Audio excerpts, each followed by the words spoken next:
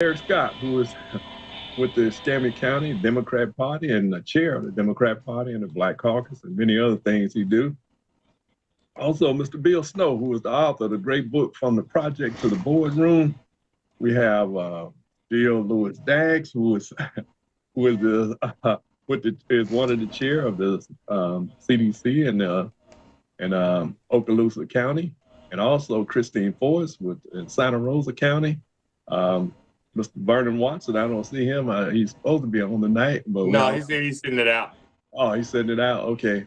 We have Cheryl Moran. Us about the parade, the Martin Luther King Day parade, and we're waiting on also Pam Keith, who is an attorney, who's going to be on with us a little later. She said she was getting on.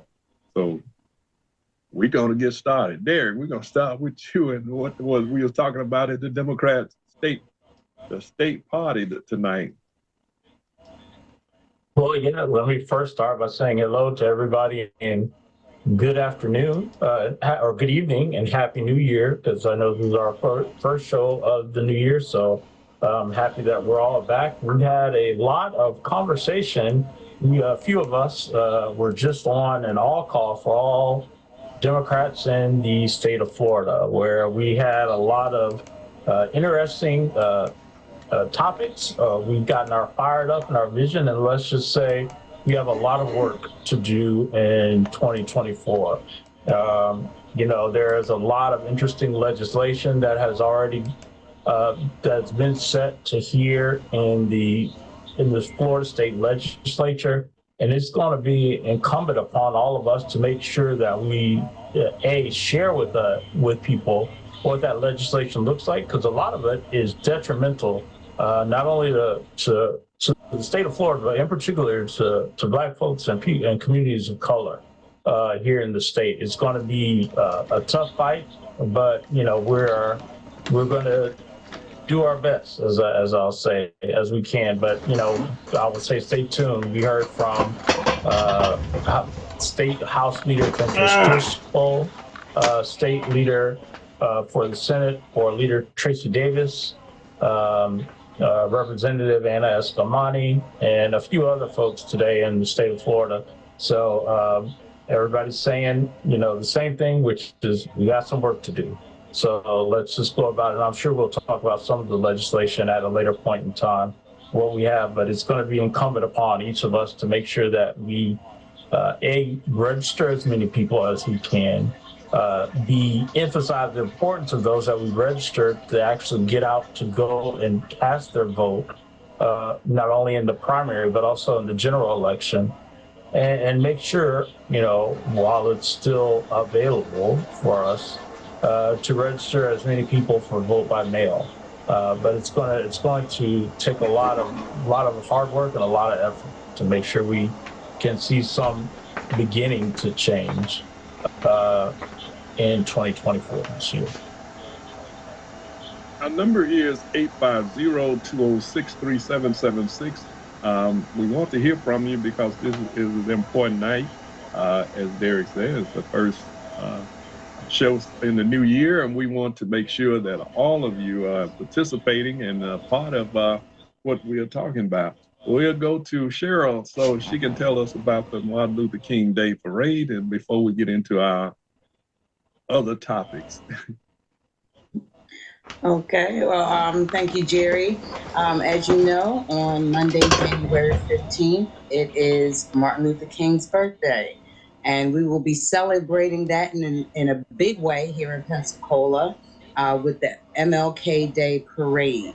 It will be held in downtown Pensacola. It is our 35th annual MLK Day Parade here in Pensacola, so it's pretty big. And the parade kicks off at 11 o'clock, and you will see some of everyone down there.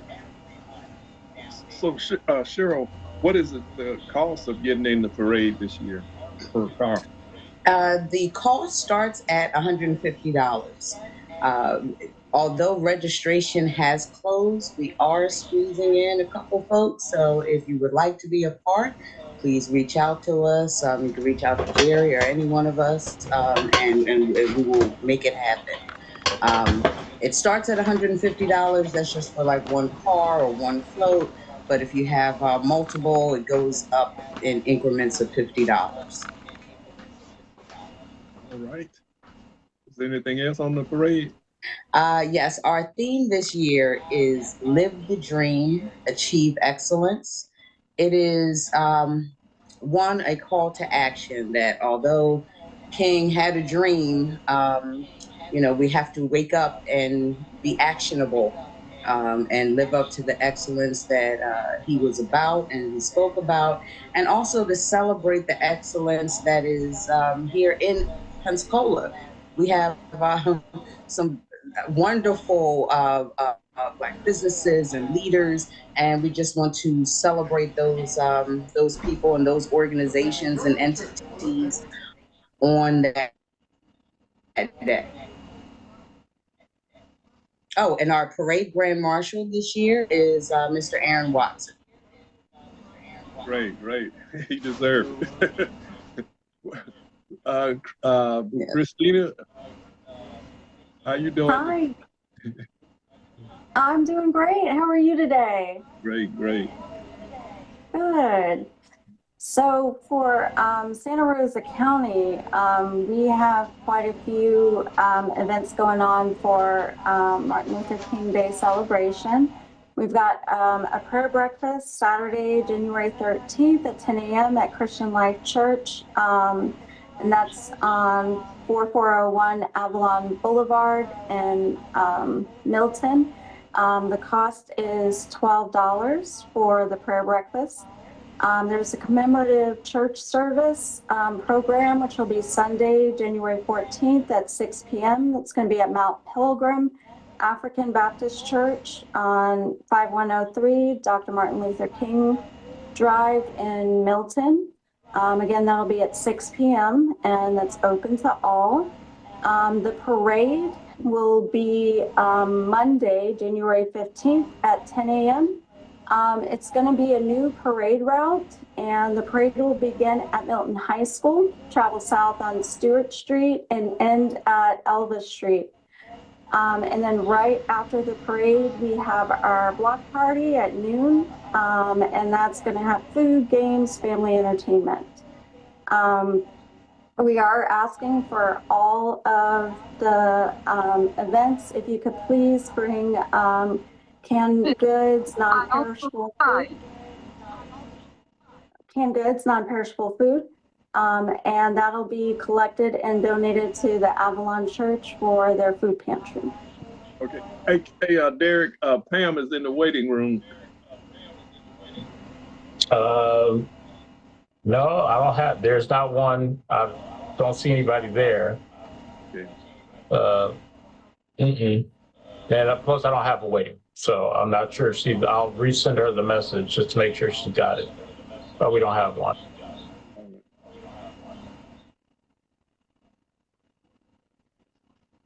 All right. Gio. Hello, everyone. Happy New Year. And it's so good to see all of you. Cheryl, I signed on. I was like, oh, Cheryl's back. There she is. It's great to see everybody, but we haven't seen Cheryl in a long time. So that was exciting. For Okaloosa County, we also have several events. I'm going to go over the Fort Walton Beach events first, and then I'll do Crestview. Or maybe I'll just start with Crestview first because they just have one. So Crestview's event is always on the Saturday before MLK Day. So it's Saturday the 13th. They do a small walk from one location to City Hall, and then they gather there. They'll have speakers, the citizens of Crestview, Society of Crestview Citizens put it on. It's a great opportunity. It's always cold, but it's absolutely fabulous. It's short, it's to the point, but it gives us the opportunity in Crestview to come together and celebrate Dr. Martin Luther King. So we ask that you would come and celebrate with us. And then Fort Walton Beach, they have 3 different events. January 13th, 10 to 1:30, they do an oratorical and poster contest. It will be held at Niceville High School.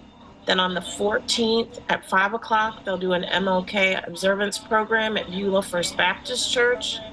And then their parade begins on the 15th at 10 a.m.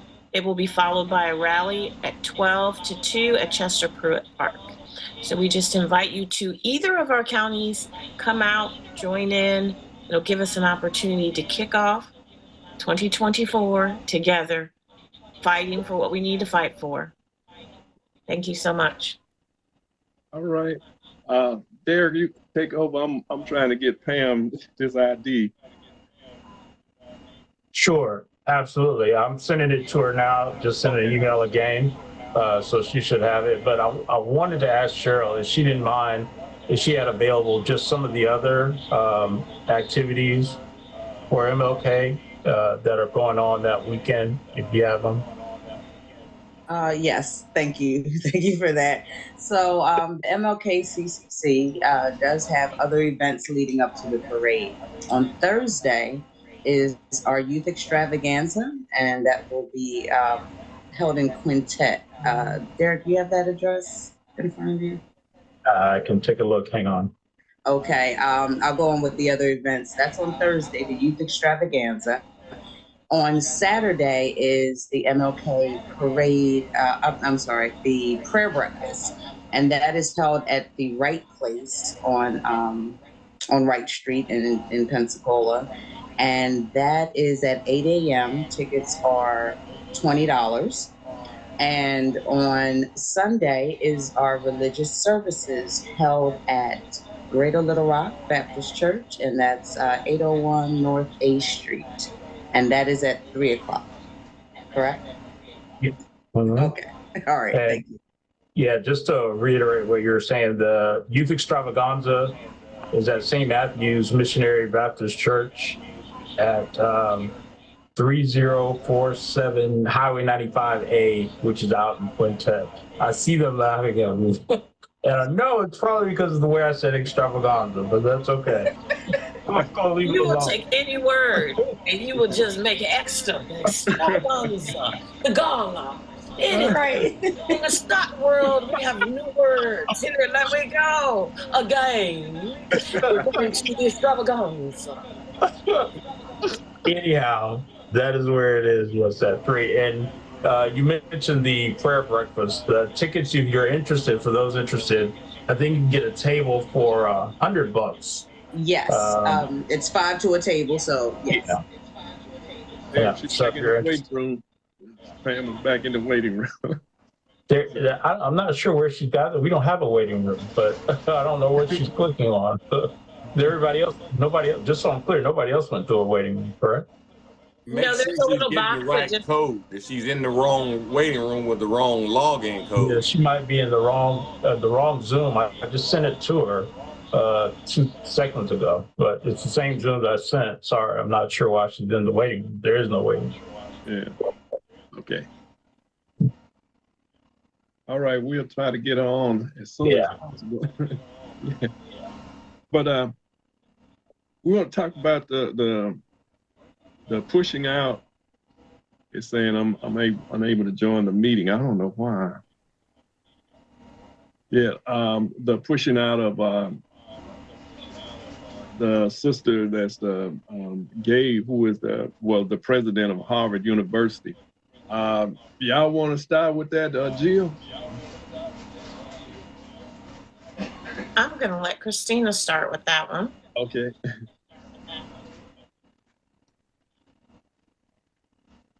I don't know what to say. I really don't. I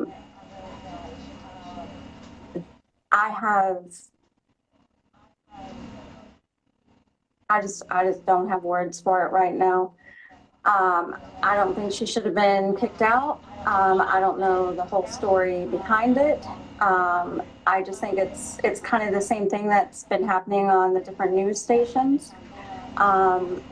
She's been speaking the truth. She's been telling the truth. But if anybody else would like to jump in with more, I would greatly appreciate it.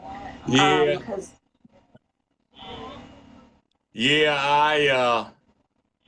I felt like when the other two presidents that testified before Congress was forced to resign, that it was just a matter of time. It seemed that she had weathered the storm from that, but the Republican right was hell-bent on getting her out, especially being the first woman of color at Harvard University. So they had to go and dig up this plagiarism madness to get her out. But the board... But she can still work as a professor. That's the part that I don't... Yeah. They're saying all of this, but she can still work as a professor. If it was truly a plagiarism issue, then... Absolutely. Then she wouldn't be there as a professor, and she's allowed to stay. Well, so it's just, it doesn't make sense to me. The guy that helped push her out, his wife actually did plagiarize something. This guy that helped push her out and that went against her. The sister. It doesn't matter how many accolades you have, how much education you have. Because this is bigger than what people think it is really about. It's about ending diversity and the ability for us to obtain those positions in the business world. And so they are pushing her out. They pushed her out to make an example of others. Which she was going by, from what I was reading, that the board in the Harvard had told them what to do, what to say and what to do, and she was carrying out their agenda. They had the board actually had her back. Now the board, the administration, they all had her back, but it wouldn't go away. They stayed in there after, but the board, they knew it was their agenda, so they actually had her back. I don't know, man. So what?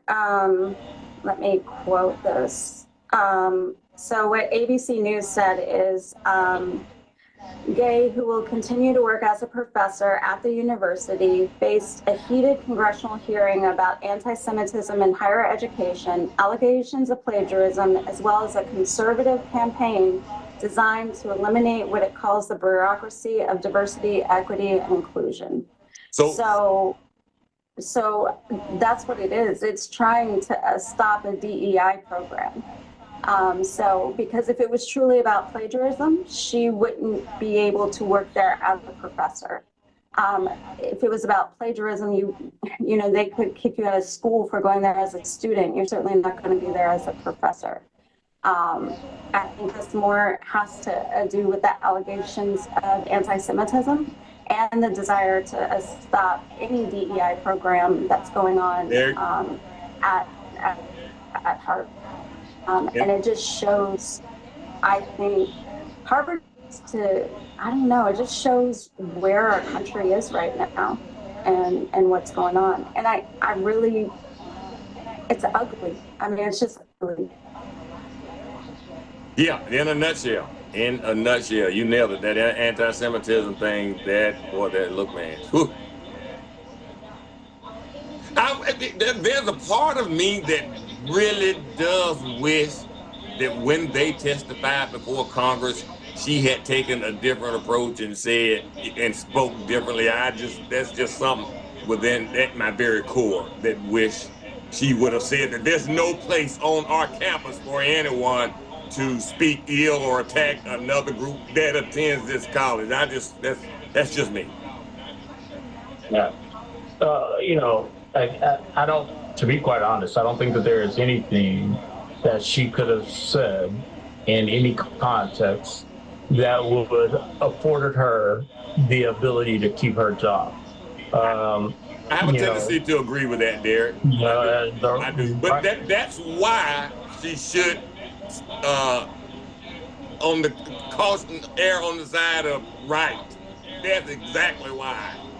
Because it didn't matter. She did what the board would have liked for her to have done or said, and hey, these are the repercussions. So speak truth, man. Truth. At the end of the day, when you Because that part of me, I really wish he had. But so to me, I look at it as the damned if you do, damned if you don't. Because she would have said that, and then it would have been like, well, nah, you said that you're promoting, you're considered to be too Zionist, at this point in time. I mean, that's the right or the wrong approach. At the end of the day, to me, it appeared the only thing that I can concur from my perspective, this is just my perspective as Derek Scott, no other title involved, is that, this is about moving a black woman who, as they look at it, as a face of DE&I out of the way. Because to say she is on every news outlet other than, MSNBC, CNN, et cetera, they talk about her being unqualified. And, unqualified, and for all intents and purposes, for me, is code switch to mean like she's not white. That's what it means. So, it could be, she could have been a green man, like she's not white. So at the end of the day, that's going to be, that is the standard and the benchmark for qualification. So she could have said, this has no place. She could have said what she said. At the end of the day, they were going to move her, and that guy whose sole purpose was to move her because he considers her the poster child of D&I within America out of the way because she's not qualified as they consider it. And qualification has nothing to do with educational background, has everything to do with her being white or not white, rather, and that in this case. So Derek, what you said hit exactly on what ABC News said. They said Day entered her role at a tumultuous time.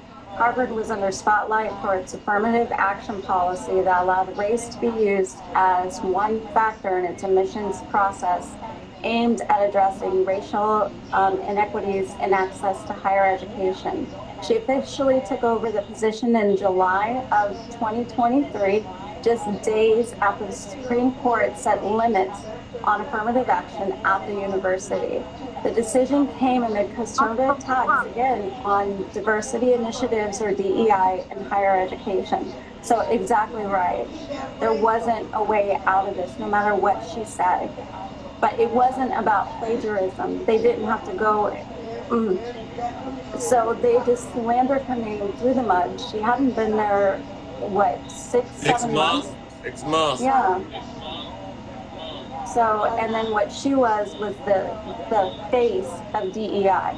So that's why they went to attack after her. One of the things that has been said that, whenever black women rise to the level of in a position of some kind of authority and power, there's somebody out there to shoot them down. It's been that way with black men forever, but now with the education and the more skilled black women in the world, they're trying to get rid of them as well because of the education of black women who are more educated than just about anybody in the country and who have started more businesses. And this is why they went after the Fearless Funds as well. If we watch what's going on, they're trying to pick off the black women one or two at a time. And they are doing it, and it's being allowed to be done. And the business community, these people that are in business are the ones, some of them are the one behind this, because they were threatening to cut off funding to Harvard University. And this is why they pushed her out, because even though they got billions in endowments at Harvard, I don't see the issue, because the university could have stood up against this one person. Even though his wife is at a university now, I wonder if she's gonna get fired or be moved because she actually did plagiarize something, and they know it. And now he done put his own wife on the hot seat, and maybe that was his plan all along. I don't know. But I think that's okay, because I'm sorry, let me rephrase my statement. In his standpoint, it's okay because she's white. So there's a path to absolution and forgiveness. Yeah, there's a path to absolution and forgiveness from the standpoint for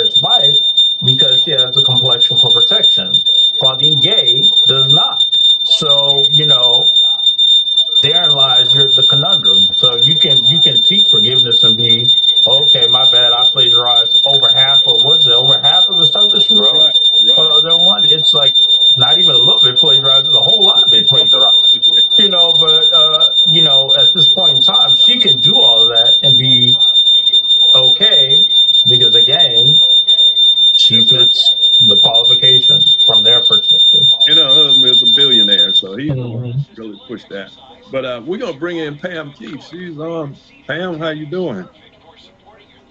You're muted. I'm unmuted. You're good. Okay, Pam. Can you hear me now? Yeah. Yes. Sorry, I'm well. I extend my greetings for Happy New Year's to the panel, and of course, my condolences to you, Jerry.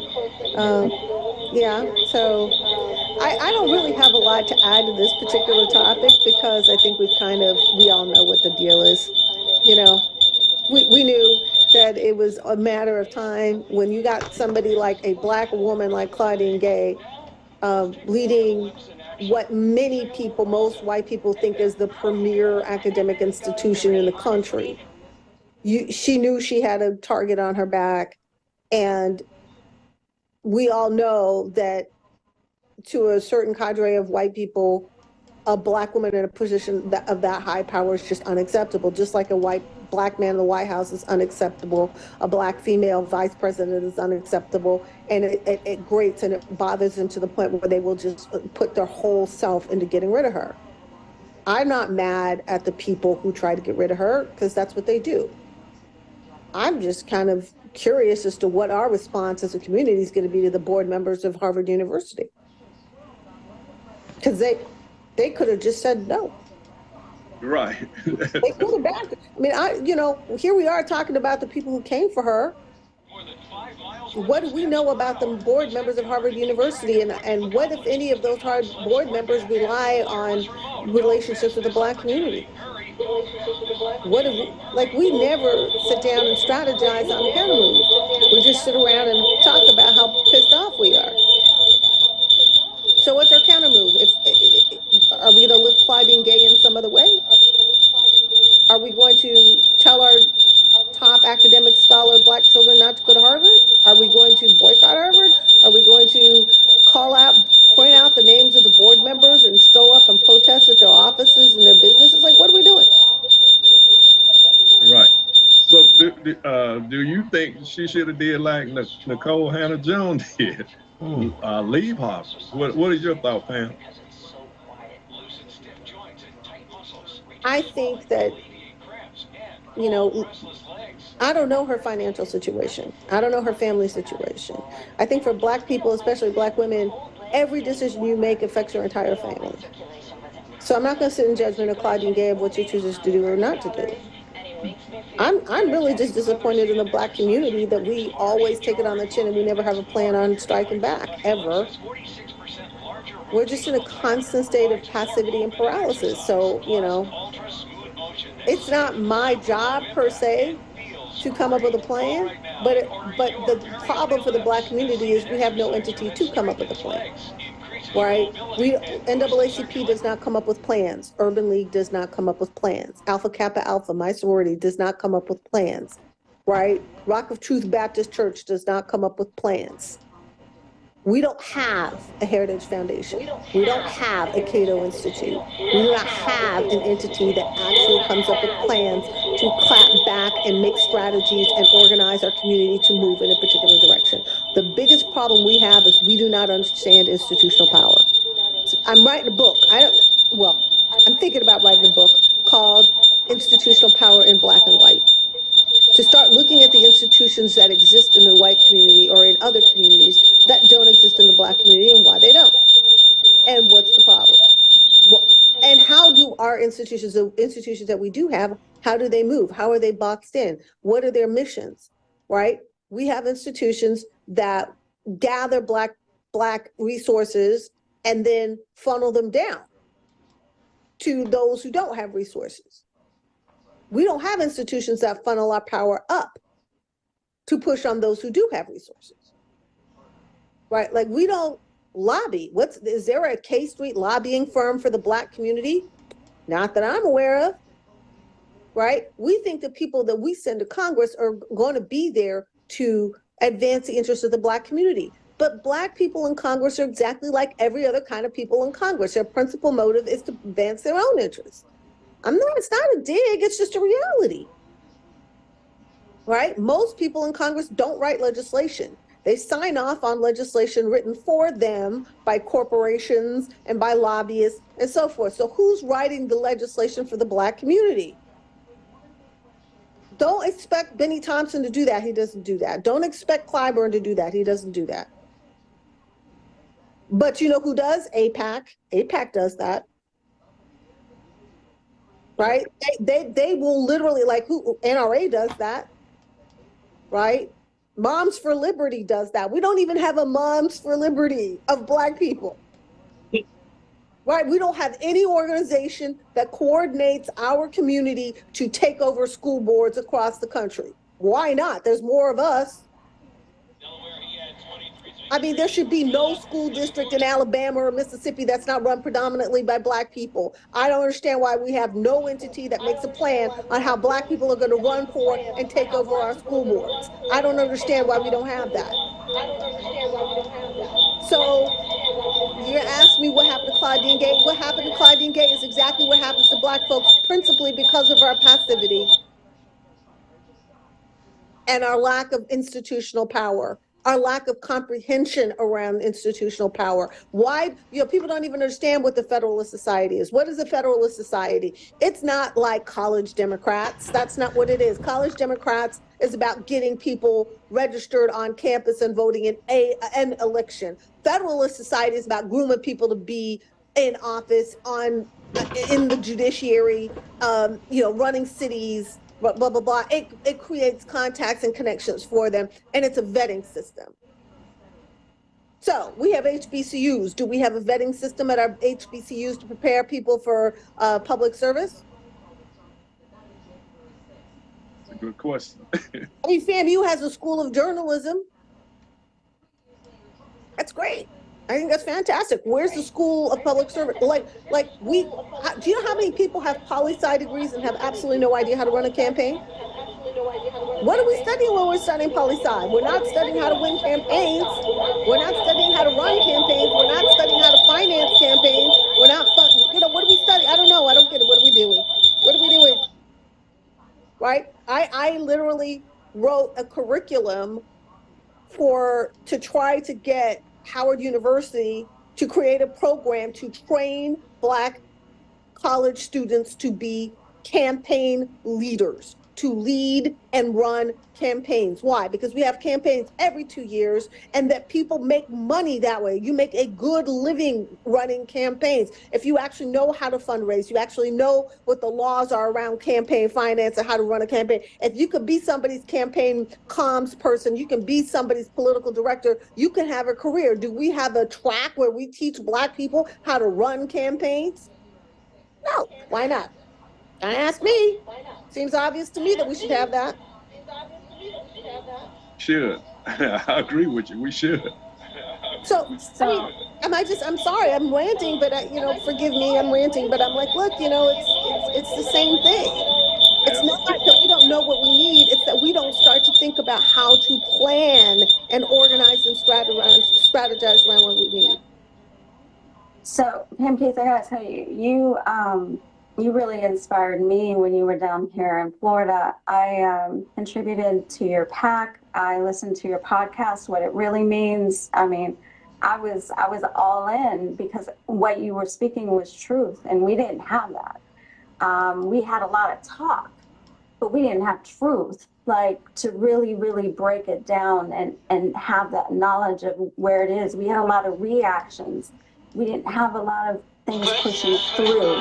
And so you really broke down a lot of activity here in Florida. There are things that I never understood, like particularly with the Chamber of Commerce, when you were talking about how the Chamber of Commerce was funneling money into the Republicans here in Florida. And I was clueless. I had no idea. I thought that the Chamber of Commerce was, like this kind of, not completely neutral, but I just thought it was like a benign organization, and it absolutely wasn't. And so and you were the first person I ever heard speak out about that. And so from that took me down a rabbit hole, and I just I went with it. So I'm just so glad you're here today. I'm so glad you're speaking on this, and it's definitely, definitely needed. And what folks aren't talking about when we're talking about like Harvard, like Gay, that she ran the largest division within Harvard before being promoted to where she was. She was more than qualified. I mean, it's such an absurdity to you know what Derek was saying. It was just horrific. Right, but those people said Ketanji Brown Jackson was not qualified. Right. Right. If you went to a PWI like I did, you know that there's a group of people that the minute you walk in the door, they're going to assume you're not qualified, that you were affirmative action admit. I may have been affirmative action admit. I still kicked your ass in debate, right? Like I mean, you know, okay, but, all right, but I still got on law review. So right, but you know, I guess my point is we need to stop lamenting about the problem and start strategizing around the solution. I mean, to me, we have a problem with institutional power. Black people are always vulnerable when we're isolated, and we are incredibly powerful when we move in a collective fashion, especially when we move politically in a collective fashion, right? But we have a very difficult time staying in any kind of unified institutional because we denominatize. What I mean, and that's not a word. I know it's not a word. It's just a word I made up. But we believe in denominations.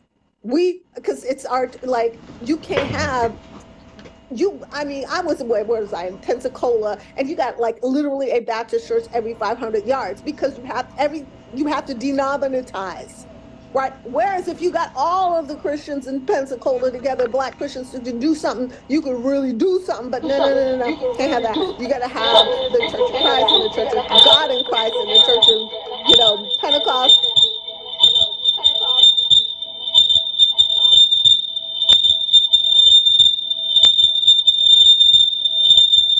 But the reality is America would look so different if Black people decided to work as a team and really started to embrace how powerful we really are.